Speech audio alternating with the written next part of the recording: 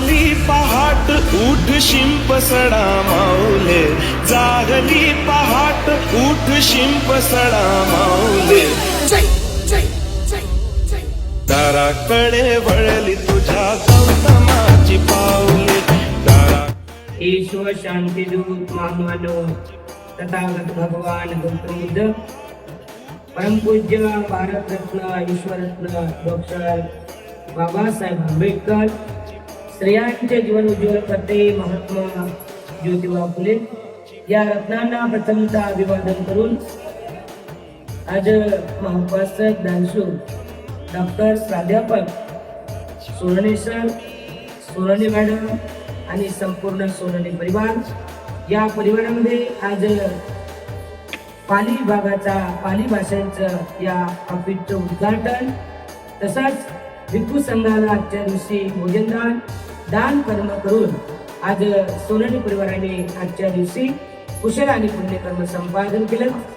या कार्यक्रमामध्ये उपस्थित असलेले आमचे रणशूर महाउपासक जोडे साहेब, जोडे मॅडम, जमलेले सर्व उपासक उपासिका, तसाच भीमटेकडी या परिसरातील सामने संघट, आमचे पूजनीय मदंत गुरुवर्य कृष्णानंद मोदीजी यांना वंदन करून त्यांचा संपूर्ण शिष्यगण आणि इथे जमलेले सर्व बंधू उपासक उपासिका बालमित्र, आज आपण प्राध्यापक डॉक्टर सोनने सर यांच्याकडे आजच्या या ऑफिसचं पाली विभागाचं उद्घाटन या ठिकाणी आपण भिक्खू संघाच्या पदस्पर्शाने पावन झालेलं आहे त्यांचं वास्तू, या वास्तूमध्ये आपण त्याचं उद्घाटन केलं.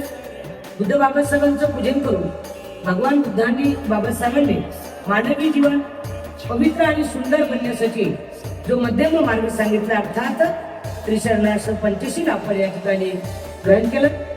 आपण पंचशील त्रिशरण ग्रहण केल्यानंतर आमच्या पूजनी भिक्खू संघाने या ठिकाणी भगवान बुद्धांचं उदाहरण अर्थात सूत्रपठण आपण श्रवण केलेलं आहे. प्रियजनो, आजचा दिवस सोनने परिवारासाठी अतिशय मान आणि फलदायक आहे. कारण आपल्या परिवारामध्ये एका बौद्ध भिक्खूला किंवा एका बौद्ध भिक्खुनीला भोजनदान दिलं म्हणजे 1000 उपासक उपासिकांना भोजनदान दिलं एवढं पुण्यकर्म आपल्याला लागते. आज तर मात्र त्यांच्या या पाली विभागाचं उद्घाटन करताना जवळ 15 ते 20 बौद्ध भिक्खूंना त्यांनी भोजनदान दिलं, कुशल आणि पुण्यकर्म केलं. म्हणजेच त्यांनी 20 ते 25 हजार उपासक उपासिकांना भोजनदान दिलं. एवढं पुण्यकर्म सोनने परिवाराने आजच्या दिवशी संपादित केलं, प्राप्त केलं. निश्चितच या पुण्यबलाने सोनने परिवाराला खूप मंगल कामना हो, शुभकामना देतो. या ठिकाणी अधिक वेळ न घेता, कारण भगवान बुद्धांच्या काळातील आता 2026 वर्ष झाले, जी पाली भाषा आहे त्या पाली भाषेचं उत्खनन करणं किंवा पाली भाषेचे वर्ग चालू करणं किंवा पाली भाषा पुनरुत त्याला जिवंत करणे हे कार्य मात्र गेल्या 30 ते 35 वर्षापासून सोनने परिवार, मग लातूर असेल, पूर्ण मराठवाडा असेल, विदर्भ असेल, या सर्व युनिव्हर्सिटीमध्ये मात्र सरांचं अतिशय सुंदर असं नाव आहे, त्यांची कामगिरी आहे.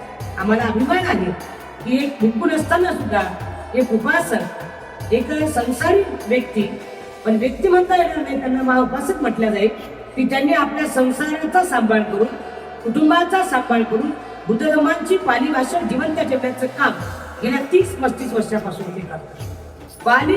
पाली रक्षती ती पाली, म्हणजे जे पालीचं रक्षण करतात ती पाली. मग भगवान बुद्धाच्या कालखंडापासून आजपर्यंत असे वनाच बाणान पंडितांच सेवना, पूजाच पूजानी आनंदेतम मंगल उत्तम. ही पाली भाषा अतिशय सुंदर आहे, कानाला आणि मनाला अतिशय गोड वाटते. मग असे वनाच बाणान, असे वनाच मूर्खांची संगत करू. बघा किती सुंदर भगवान बुद्धाने त्याचं उदाहरण दिलेलं आहे. असे वनाच बाणान पंडितांचं सेवन, पंडितांचं सेवन, पंडिताची संगत केली पाहिजे. असे वनाच बाणान पंडितांचं सेवन, पूजाच पूजानी आनंद एक मंगल उत्तम. पूजाच पूजानी आनंद म्हणजे पूजनीय लोकांची पूजा केली पाहिजे, हे आपल्या जीवनातलं उत्तम मंगल आहे. म्हणजे गाथा जरी छोटी असेल तरी ते मानवी जीवनाचा अत्यंत महत्वपूर्ण सार आहे. भगवान बुद्ध म्हणतात की आपल्या जीवनामध्ये जगत असताना, आपल्या जीवनामध्ये संगत करीत असताना विद्वानाची संगत केली पाहिजे, पंडिताची संगीत केली पाहिजे, पंडिताच्या सहवासात राहिलं पाहिजे. भगवान बुद्धाने एका गाथेमध्ये उदाहरण दिले की ते पालीमध्ये सांगतो, तुम्हाला मराठीत सांगण्याचा प्रयत्न करतो की जे आपल्या घरामध्ये पातेलं असते, भाजीचं पातेलं, बरोबर आहे. भाजीच्या पातेल्या असतात ना, त्या भाजीच्या पातेल्यामध्ये कित्येक वर्षापासून आपण भाजी करतो, कित्येक वर्षापासून, म्हणजे संसार चालू झाला तेव्हापासून त्या भाजीच्या पातेल्यामध्ये भाजी करतो. गंमत अशी आहे की त्या पातेल्यातल्या भाजीची चव आपल्याला कोण सांगते? पडी सांगते का? ते गरा गरा गरा गरा गरा पडी. कशामध्ये? भाजीच्या पातेल्यामध्ये. तशाच पद्धतीने एखाद्या पंडिताच्या सहवासात एखादा विद्वान माणूस लाखो वर्षापासून राहत असेल, पण ती कोणासाठी करत आहे? त्या पडीसाठी.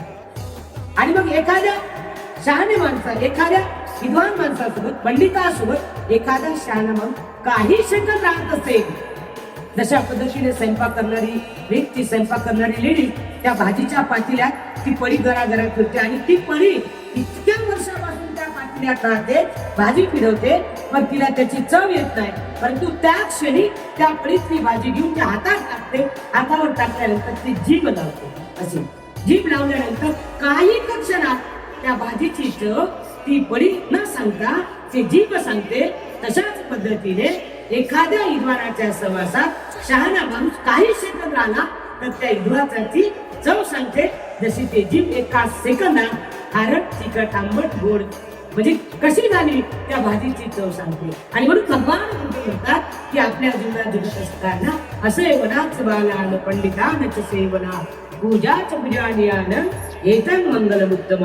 आपण विद्वानाच्या सहवासात आलं पाहिजे, पंडिताच्या सहवासात राहिलं, जेणेकरून त्या पडीपेक्षा आपण त्या जिभेची चव जशी घेतो तशी शहाणे माणसाने विद्वानाची काही क्षणामध्ये, काही वेळामध्ये त्याची चव आपण घेतली पाहिजे, असं भगवान बुद्ध म्हणतात. आणि म्हणूनच मी सोनवणे सरांना खूप खूप मंगल कामना यासाठी देतो.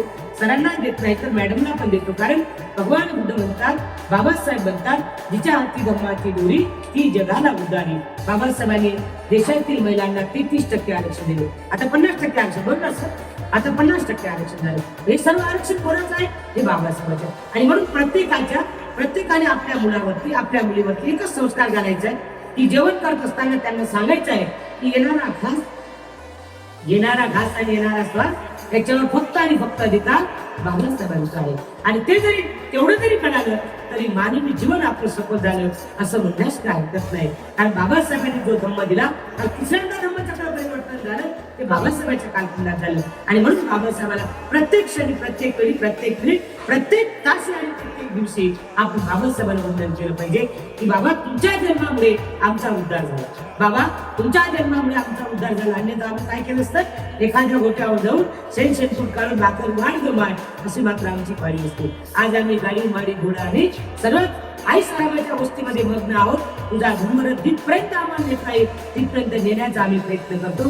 जिथे नेता येणार नाही पण मागे ओढण्याचा प्रयत्न आम्ही करणार नाही अशी मात्र आपण प्रत्येकाने. जसे सोनवणे सर रिटायर झाले तरी पण त्यांनी एक शपथविधी घेतली की मी प्रत्येक गावामध्ये जाऊन, प्रत्येक खेड्यामध्ये जाऊन, प्रत्येक विहारात जाऊन ही पाली भाषा शिकवणार. हे सर्वांची जबाबदारी आहे पिढीवर. बाबासाहेबांची धम्म चळवळ आपल्याला सर्वांना जिवंत ठेवायची आहे. मग भिक्खू संघ असेल, भिक्खुनी संघ असेल, सामनेर असेल, अनागारिका असेल, उपासिका असेल, उपासक असेल, तरुण असेल, बाल असेल, वयोवृद्ध असेल. बाबासाहेब म्हणतात बौद्ध धर्म घेताना वयाची अट नाही.